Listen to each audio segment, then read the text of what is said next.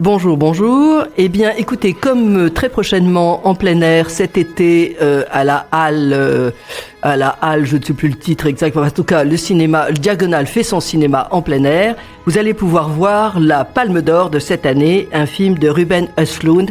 Et franchement, ça vaut le détour. Le film en français s'appellera, je crois, Sans filtre. Et en effet, c'est sans filtre. Alors, je trouve que l'intérêt de Ruben Östlund, qui est vraiment un réalisateur, j'ai envie de dire que quand on a vu ses premiers films, on a envie de tous les voir. Celui-ci, il est égal aux autres, peut-être encore plus violent et plus fort. Et je trouve que ce qui est très intéressant, c'est qu'il n'y a aucun prêchi-prêcha, mais il nous montre évidemment des choses stupides. Et la vie est stupide, les gens sont stupides, mais tout ça, il le montre avec une forme d'intelligence et surtout un humour formidable. Et donc, en plus de ça, à la conférence de presse, quand il a été interviewé, on lui demandait au fond quel genre de réalisateur il aimait, et il a dit évidemment Anderson, Tati, Kaurismäki, voilà. Alors donc c'est la raison pour laquelle d'ailleurs cette semaine, si vous êtes à l'écoute de Radio Clapas le matin, pendant 3 fois par semaine, je parlerai dans les matinales de films qui effectivement sont de Kaurismäki et de Tati, parce que chacun connaît Tati, et si on ne les connaît pas, il serait temps de s'en occuper. Et donc vous verrez le genre de film qui a pu inspirer Ruben Östlund, film que je vous recommande évidemment. Alors sans vous dévoiler quoi que ce soit sur le film que vous verrez, je l'espère, prochainement en plein air, je voudrais quand même qu'on revienne sur Snow Therapy de Ruben Östlund. C'est un film qui date de 2015, je crois à peu près. Et Snow Therapy, j'en avais déjà parlé parce que j'avais trouvé ce film, c'est là que j'avais découvert d'ailleurs le réalisateur et je l'avais trouvé vraiment excellent. Et c'était un film très amusant, mais en même temps qui épingle le genre humain d'une façon absolument incroyable. Et donc, je pense que ce serait bien qu'on en reparle. Et si vraiment cet été, vous ne savez pas quoi faire, eh bien voilà, vous avez trouvé tout de suite, il faut regarder Snow Therapy. Je vous en parle aussi parce que dernièrement, c'était très tard, je ne sais plus sur quelle chaîne, peu importe, on passait une pièce de théâtre qui s'appelait Snow Therapy. Je me suis dit, bon, je vais aller voir ça, mais ça n'a rien à voir avec le film, parce que vous comprenez, l'image, c'est quand même, c'est ça le cinéma et ça apporte beaucoup. Ils ont gardé dans la pièce de théâtre que les problèmes du couple, bon, c'est intéressant sans plus, quoi. Alors pour peu que ce soit joué moyennement, ça n'a rien à voir. Donc si vous avez vu la pièce de théâtre, surtout, n'hésitez pas à aller voir Snow Therapy, vous allez comprendre ce qu'est le cinéma. Donc Snow Therapy, c'est un film qui m'avait beaucoup amusé. Je trouve que moi, en plus de ça, j'aime pas du tout la montagne. Alors ni la neige, ni rien de tout ça. Donc je me suis dit, mais pourquoi est-ce que les gens se précipitent pour aller à la montagne? Et alors, quand j'ai vu le film de Ruben Östlund, j'ai tout compris. J'ai donné la réponse. Pour se soigner. Et oui, parce qu'on est tous des grands malades et qu'on a besoin d'aller ailleurs et dans la neige, dans l'avalanche, se confronter à la peur, à la montagne et tout ça, tout simplement pour exister et retrouver une vie à peu près normale. Et donc, j'ai envie de dire que ce qui est mis en valeur, c'est comment expliquer? Vous m'excuserez ce mot qui est certainement un barbarisme et qui dit bien ce qu'il veut dire, un peu la connardise des gens, vous voyez? Voilà. Et donc, au fond, le film est en train aussi de nous dire, nous sommes tous des malades. On a peur, nous sommes des gens peureux, des gens fragiles, une société effectivement bien déglinguée. Et c'est la raison pour laquelle ce film, Snow Therapy, c'est un film universel. Alors, parlons de la réalisation, parce que c'est toujours ça qui compte, l'écriture. C'est très astucieux, parce qu'elle manie le comique et le tragique, voire le suspense, avec beaucoup d'habileté et presque à égalité. Voilà. Alors si on prend la première séquence, qui commence par un son off, bonjour, et une série de photos dans l'air du temps, on essaie d'immortaliser quelque chose qui n'existe pas, c'est-à-dire une famille unie. Vous voyez, on se photographie.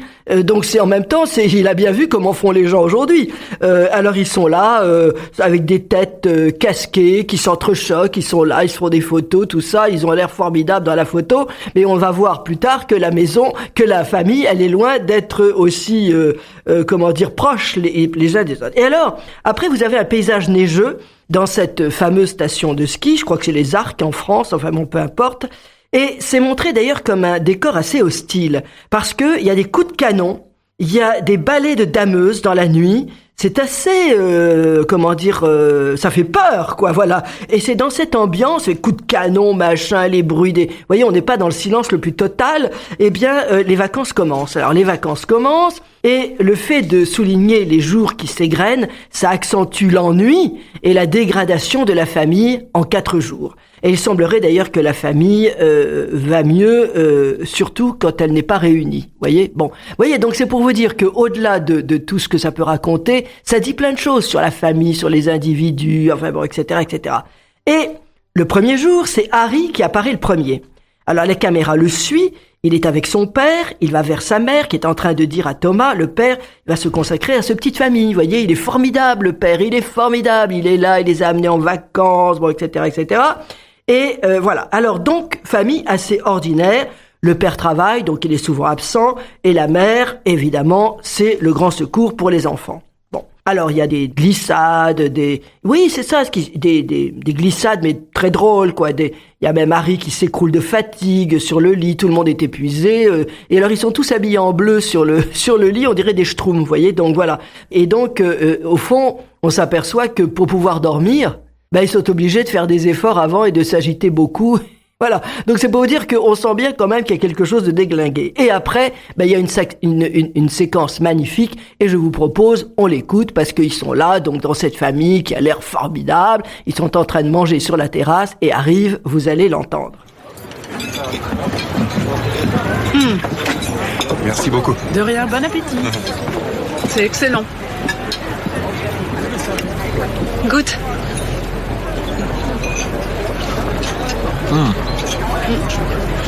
Délicieux.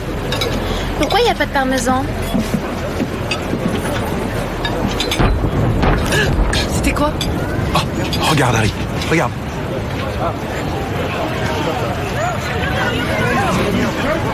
On dirait une avalanche. Ouais, je vais aller contrôler. Regarde Harry, t'as vu cette puissance? Sûr qu'on risque rien? Ah oui, ils savent ce qu'ils font. Papa?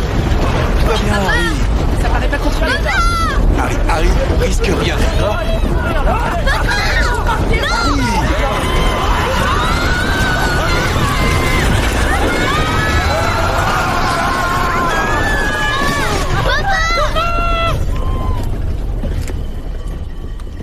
Voilà, alors évidemment, vous l'avez compris, ils sont là en train de manger tranquillement et tout d'un coup une avalanche. Alors le père a beau dire elle est contrôlée, il y a qu'une chose évidemment, vous ne pouvez pas le voir sur l'image, mais en silence, quand tout d'un coup l'avalanche se rapproche et que l'écran devient blanc, on a quand même vu dans la lumière épaisse, dans le brouillard épais de l'avalanche, que le père, il prend son téléphone et il se carapate. Voilà, donc l'écran reste blanc, on n'entend plus rien.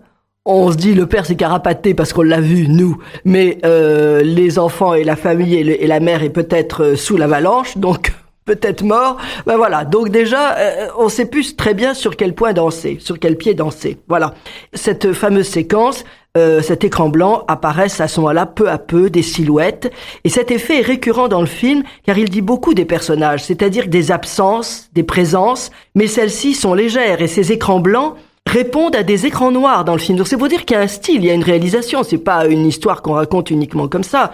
C'est-à-dire que au fond, j'ai envie de dire que ce soit dans les écrans blancs ou dans les écrans noirs, il y a plus d'images. Voilà, il faut prendre l'idée au sens strict.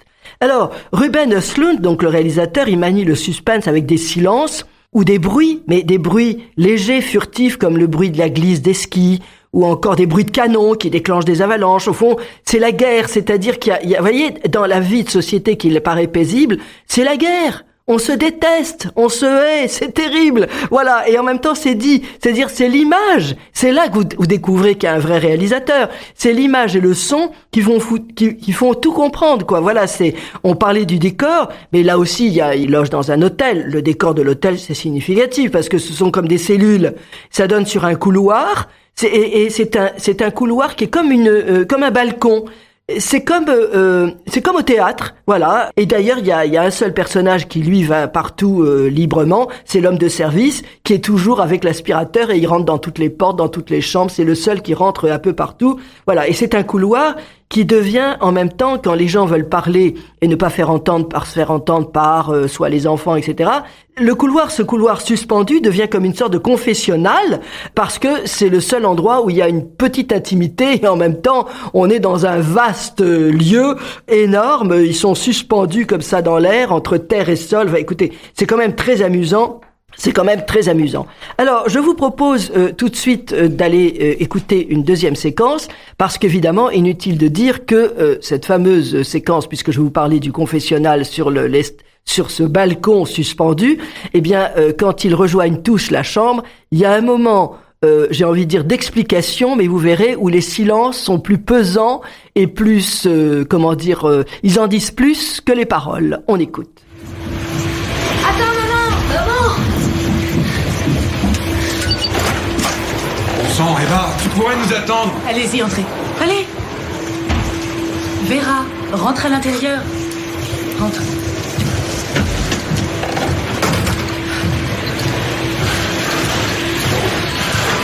Qu'est-ce qu'il y a? Harry, Qu'est-ce que rentre vous faites tout de suite, d'accord? Maman, il y a quelqu'un à l'intérieur. Restez à l'intérieur. Maman. On a besoin de parler, alors fermez la porte. Pas de caprice.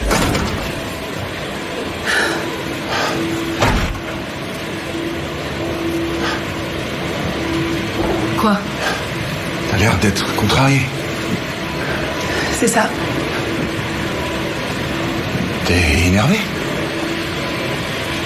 Non? D'accord. Quoi? J'aurais des raisons de l'être? Non, je pense pas. Bon. Génial.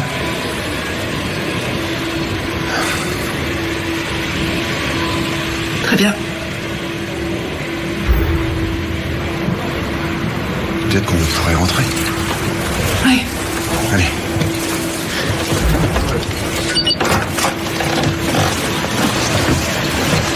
Bonjour. Bonjour. Désolé. Vous n'avez pas beaucoup skié aujourd'hui? Oui, c'est vrai, mais on va sans doute y retourner. Bonne journée. Oui, vous aussi. Merci. Voilà, vous venez d'entendre donc l'homme de service qui se balade partout avec son aspirateur. Vous voyez, lui, c'est intéressant parce que le rôle de quelqu'un qui se balade avec un aspirateur, c'est pour rendre propre. Oui, il essaie de rendre propre la société, c'est pas toujours aussi simple. Alors, ce qui est intéressant aussi dans ce film, c'est que ça va bien au-delà de cette petite... Enfin, c'est pas une petite histoire, parce que quand vous avez un père de famille qui se carapate quand il y a un danger... et qui abandonne femme et enfants, bon, c'est vrai qu'on peut en parler. Mais au-delà de ça, il y a quelque chose d'intéressant et qui est distillé comme ça par Ruben Östlund tout le long du film. Notamment, bon, il retrouve un copain qui est là, qui lui se balade avec c'est un homme déjà d'un certain âge et qui se balade avec une minette, une jeune blonde qui a à peine 20 ans, qui a pas d'ailleurs sa langue dans sa poche et qui, au fond, elle est intéressante parce que c'est la jeunesse qui montre que, voilà, il y aurait peut-être des choses à revoir dans la société actuelle. Et notamment, elle en profite parce toute la journée, elle a fait du snowboard avec un Italien. Enfin bon, elle est toute contente, elle raconte. Et elle dit, on a fait du snowboard et l'Italien lui a dit, c'est religieux. Alors, évidemment, ça pourrait passer inaperçu, mais ça l'est pas vraiment. Parce que, d'ailleurs, il explique, il dit c'est religieux, puis quand il voit qu'elle a l'œil rond, évidemment, quand il lui a dit ça, et il dit, je ne suis pas athée. Vous voyez, je suis pas catho, je ne suis pas athée. Mais il y a un peu du vrai parce que quand ils viennent se coltiner à la montagne qui était très dangereuse, au fond, avec cet écran blanc dont je vous ai parlé, on est un peu dans un enfer. C'est un enfer blanc. Et ça permet de parler ensuite. Les gens finissent par parler, ça dure un moment.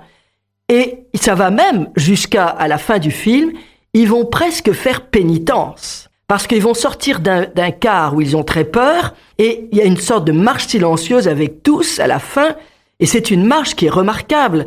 C'est comme s'ils faisaient un pèlerinage dans cette montagne où finalement qui nous dépasse. C'est la nature qui est Dieu, hein, évidemment. Et donc, et quand ils viennent vers nous, ils disent help, au secours. Ils cherchent quelque chose, et dans ce car, ils s'aperçoivent que le chauffeur ne sait pas conduire. C'est pas un guide. Ils cherchent un guide. Voilà, ils cherchent quelqu'un qui va leur permettre d'avancer et d'exister. Donc c'est pour ça que c'est très intéressant. Vous voyez il y a plusieurs lectures dans ce film. Et donc cette idée d'enfer, on la retrouve d'ailleurs au restaurant. On va écouter tout de suite la séquence, mais tout d'un coup, il y a un couple qui rencontre donc ce fameux deuxième couple, et Eba raconte la fuite de Thomas. À l'image, je vous le dis parce que c'est intéressant, quand il est en train d'expliquer, mais non, j'ai pas fait ça du tout. Enfin, il explique, il bafouille beaucoup, évidemment. Dans l'image, derrière, il y a une vitre, et dans laquelle se reflète l'image évidemment qui est hors champ donc, et on voit un gâteau avec des flammes de bougies qui se déplacent. Quelqu'un, c'est un serveur qui amène un gâteau avec des bougies. On doit fêter un anniversaire quelconque. Et ça vient se placer, mais juste derrière la tête de Thomas, au moment justement où il se sent très mal à l'aise avec le récit que vient de faire Ebba. C'est-à-dire qu'au fond, si j'extrapole un peu, il est dans les flammes de l'enfer. Voilà. Et donc ça, c'est l'image. Et ça apporte évidemment beaucoup à l'histoire. Alors on écoute tout de suite cette fameuse séquence où on récite. On fait le récit. Voilà. On était assis au restaurant d'altitude, à un endroit avec magnifique vue. Vous voyez ? Oui, c'est vraiment magnifique. Et là, il y a on a vu une avalanche. Une avalanche ? Vraiment ? Ouais. Ouais. Je t'assure. Ouais. En fait. Je suis désolée, c'est drôle. T'as une manière si grave et sérieuse de dire une avalanche. Et qu'est-ce que je dois dire ? Une avalanche ? C'est juste... Bon, je reprends. On était assis là et on voit ce qui ressemblait à une avalanche contrôlée. Donc c'était assez... Une avalanche contrôlée ? Ouais, mais assez vite, elle est devenue vraiment énorme. J'avais jamais vu une avalanche de cette ampleur. On avait l'impression que... À un moment, on a cru qu'elle allait emporter le restaurant. Waouh ! Et nous avec. C'était assez traumatisant. Ah oui, oui. Avec le fait de le raconter, j'en ai la chair de poule. Vous avez fait quoi ? Eh ben, dans ce type de situation, qu'est-ce qu'on peut faire ? Pas grand-chose. On était terrifiés. Ah ouais ? Ouais. Ça vous a fait peur ? Oui. Ouais, Les enfants vont bien ? Ouais, ils vont bien. T'as été un peu effrayé, mais c'était pas aussi... En fait, c'était loin d'être... C'était sous contrôle et ils savent ce qu'ils font. Et il a eu si peur qu'il est parti en courant en nous oubliant. Non. Quelle blague. Non. Quel courage, Thomas. Non. T'es parti en courant en nous oubliant. Quoi ? Non, j'ai pas fait ça. Si, tu l'as fait. Oh, arrête, non. J'ai pas fait ça. Quand l'avalanche est arrivée sur nous, t'es parti en courant. Tu sais que c'est pas vrai. J'ai pas fait ça. Je sais ce que je dis. Non. T'as pris ton iPhone, t'as pris tes gants et tu t'es enfui en me laissant seule avec les petits.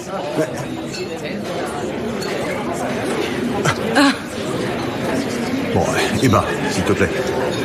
Écoute, je n'aurais jamais fait une chose pareille. Je m'en souviendrai. D'accord. De quoi tu te souviens ?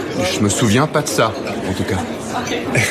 Mais vous, alors, Thomas. Qu'est-ce que vous avez fait, alors ? Tu as abandonné ta femme et tes enfants. Écoute, Ebba, sois sérieuse une seconde.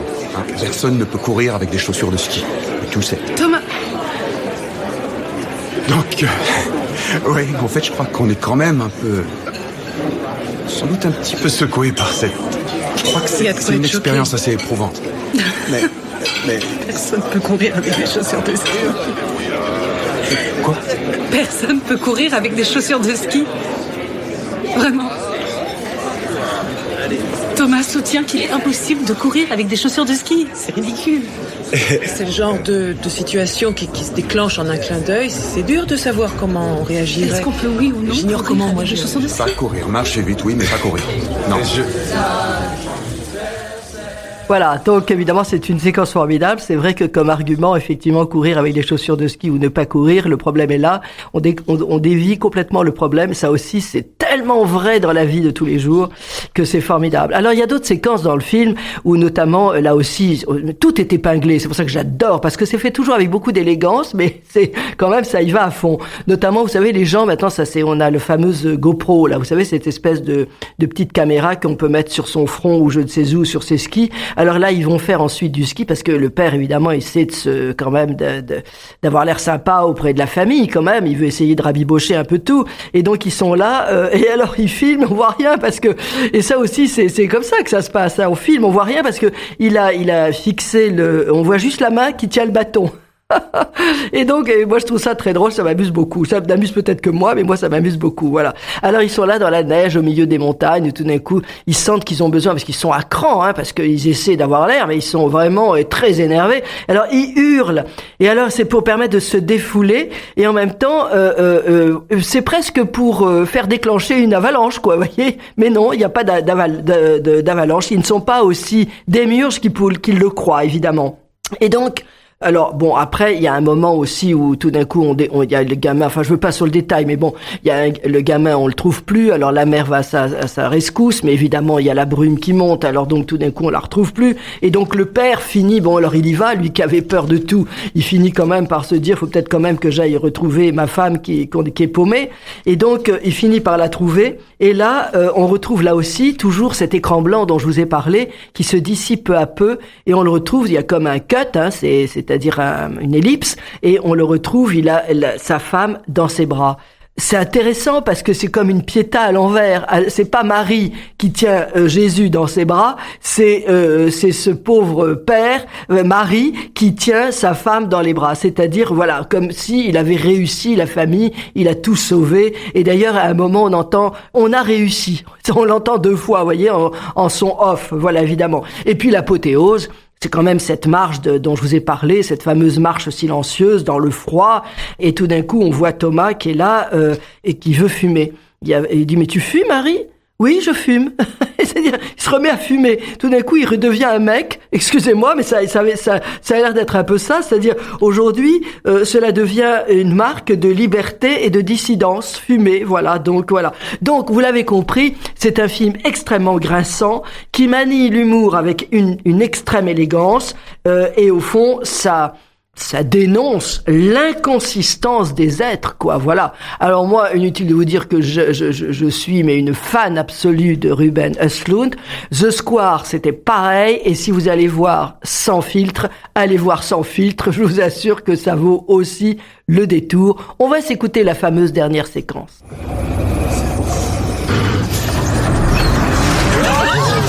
Bon, là c'est plus possible. Je veux sortir d'ici. Ouvrez la porte, monsieur. Ouvrez la porte, s'il vous plaît. Vous lui faites très peur, là. Faites attention. C'est des montagnes russes gratuites. Cet homme ne sait pas conduire, c'est évident.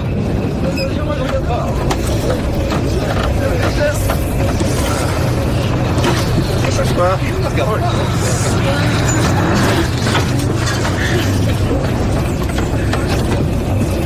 J'ai jamais vu ça.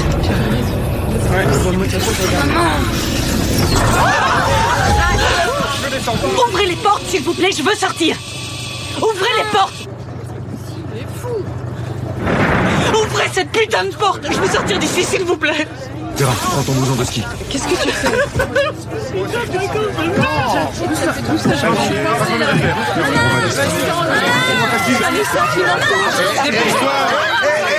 Hé, calmez-vous. Que tout le monde se calme, ok? Que tout le monde se calme. Si vous voulez que personne soit blessé, agissez en gens civilisés. Un à la fois, s'il vous plaît. Et laissez sortir les femmes et les enfants d'abord. S'il vous plaît.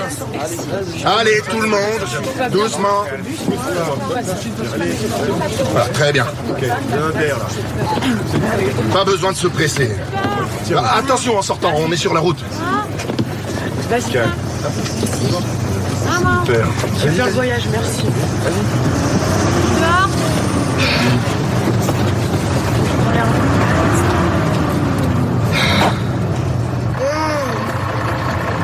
Est-ce que ça va?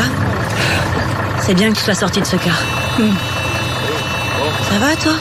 Ouais. T'es sûr? Il n'y arrivera pas. Non. Elle reste. Qui? Charlotte? Elle est restée. Elle descend pas du car?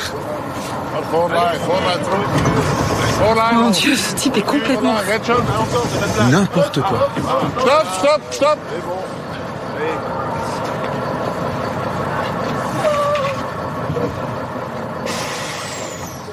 Voilà, alors évidemment, quand ce fameux car arrive, tout le monde est descendu du car, vous l'avez entendu, et qu'il arrive quand même à tourner parce que la route est très sinueuse, eh bien, ils sont là tous dehors, et qu'est-ce qu'ils voient? Eh bien, le type, le chauffeur avec son bus qui se carapate lui aussi, il part, bon voilà. Et donc, il se retrouve, donc, cette fameuse, dans cette route complètement déserte, au milieu de la neige, et tous, ils font comme une procession vers, peut-être... Voilà, peut-être une rédemption, quelque chose qui va les sauver. Voilà, donc évidemment, vous l'avez compris, c'est un film tout à fait remarquable. Voilà, on pourrait conclure avec peut-être une bande-annonce. Allons-y, et moi je vous dis à la semaine prochaine.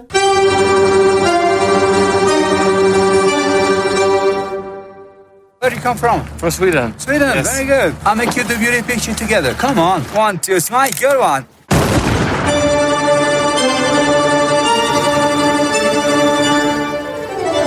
Vi er her fordi Thomas jobber så jævlig mye. Så nå får han 5 dager til å bare fokusere på sin familie.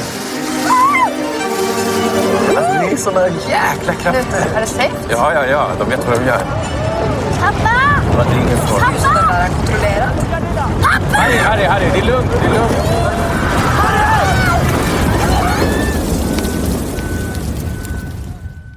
It was quite shocking. He got so scared that he ran away from the table. What? No.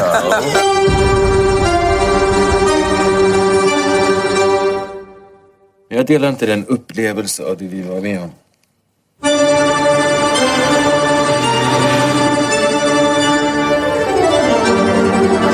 Can we have some privacy? What do you want? Kom seg ut av vinden slik at du kunne komme tilbake og grave dem opp. 1, 2, 3.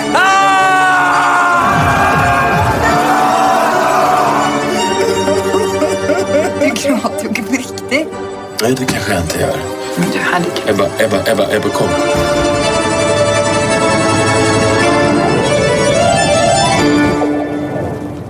Jag undrar hur jag hade reagerat om du hade gjort så mot mig.